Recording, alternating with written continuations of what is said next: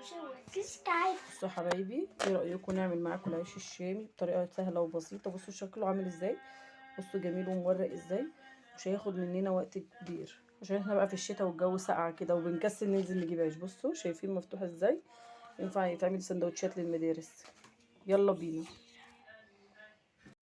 يلا بينا نبتدي نعمل العيش الشامي. معانا نص كيلو من الدقيق متعدد الاستخدامات، معانا لبن رايب هنحط عليه معلقه سكر كبيره ومعلقه خميره صغيره ونقلبهم كويس.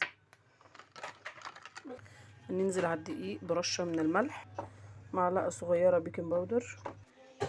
هننزل بقى بالعجينه بتاعتنا، الميه بتاعتنا بعد ما خمرت اللبن، وهنقلب كل ده مع بعض. العجينه بتاعتنا لما خلصت بالشكل ده، شايفين طريه وجميله ازاي؟ بصوا هننزل بقى عليها بمعلقتين الزيت،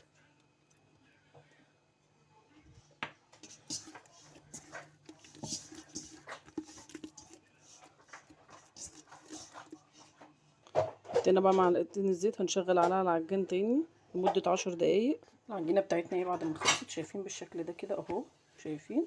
هنحط بقى ايه مسحه من الزيت بسيطه ونسيبها بقى تخمر لمده نص ساعه.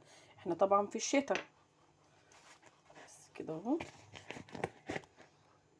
هنسيبها بقى تخمر لمده ساعه. حطينا كيس بلاستيك كده وهنسيبها تخمر ونغطيها بالفوطه. العجينه بتاعتنا ايه بعد ما خمرت بالشكل اللي انتوا شايفينه ده يا حبايبي كده اهو، شايفين بالشكل ده كده اهي. تمام، هنشتغل بقى فيها. جايبين طبق معانا او صينيه حاطين فيها رشه من الدقيق، ونجيب العجينه بتاعتنا على الرخامه، هنجيبها بقى على الكونتر بتاعنا كده بالشكل ده كده عشان نقطعها. هنكور بقى العجينه بتاعتنا بالشكل ده كده.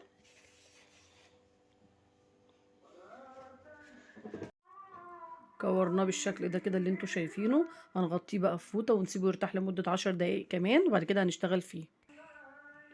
هنجيب اول كوره معانا بالشكل ده كده، هنفرد معانا كده بالشكل ده، رشين رشه من الدقيق بالنشابه بقى بتاعتنا، وهنفرد نفرده بالشكل ده كده، شكل دائري كده. ده السمك اللي احنا عايزينه اهو بالشكل ده كده، شايفينه؟ هنجيب بقى الصينيه بتاعتنا الكبيره حاطين عليها فوطه، هنرص عليها العيش بتاعنا. هنجيب كوره كمان ونفرد كده كويس بالشكل ده.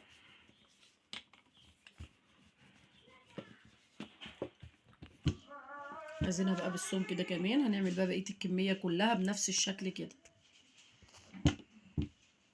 خلصنا الكميه بتاعتنا بالشكل ده كده ومغطيينها، هنسيبها بقى متغطيه شويه ترتاح لحد ما نسخن الطاسه بتاعتنا على النار بالشكل ده كده. احنا سايبينهم بقى لمده 10 دقايق اهم يرتاحوا شويه لحد ايه ما نسوي.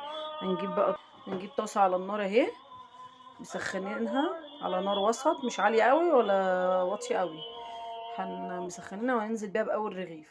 الطاسه بتاعتنا اهي شايله رغيفين بالظبط. هنسيبهم بقى كده على نار هاديه براحتهم خالص.